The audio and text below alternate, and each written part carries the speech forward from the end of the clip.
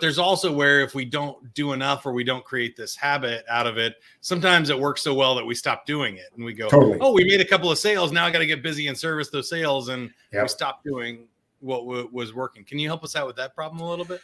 Yeah, that's a great point, Mike, because we need to make the commitment not only to ourselves, but to someone else. So we talk about accountability, and there's plenty of studies out there that when we commit to someone else, like workout buddy is usually the cliche that most people reference, right? If you've got a workout buddy, whether you actually work out with them or not, but if you commit to someone else that you are going to exercise a certain length of time, a certain number of times a week, you are much more likely to not only start, but continue and eventually, expand what you are doing in terms of exercise. So it can't just be like, well, I heard Mike say that, so I'm going to try that. Like, no, write it down, share it with someone. In my book on accountability, there's a whole chapter on consequences.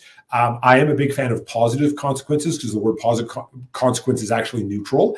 I am cookie operated, as a lot of people know from maybe listening to the podcast before. So, for me, a consequence is I get a cookie. And by the way, listeners, it is literally a cookie that I get when I complete it. So they stopped saying cookies because I started this new diet this quarter, and I'm on the second day of like a juice fast. Yeah. I feel like we're speaking to me right now. I need more accountability. Okay.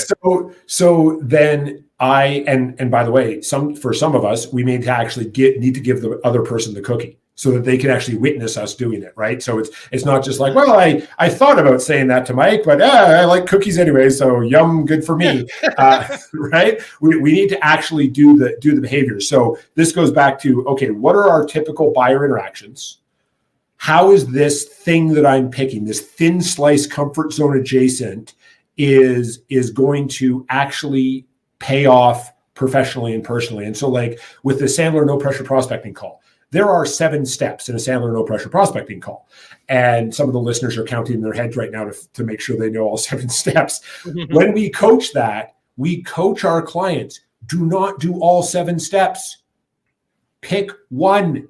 Because also, by the way, the nice thing about having 7 steps is you can say, oh, I'm doing step 1. The natural progression is to go to step 2 once step 1 is starting to work. So we really have to be clear with ourselves as to what thin slice are we going to do, and thin slice it, group. Do not try to do everything at once. Thin slice it, comfort zone adjacent.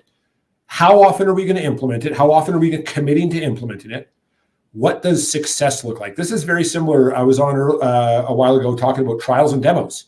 This is really what we're doing. We're doing a trial or a demo on ourselves. So commit to what success looks like, commit to an accountability partner, and then commit to what is the next step. Because where we often fail, and this is the point you were making a second ago, is we say, well, I did that. Well, yeah, we checked the box. We did that. And we have nothing else to go to because we didn't define it in advance. So if we define it in advance, we are much more likely to continue the progression as opposed to rolling forward and then stopping.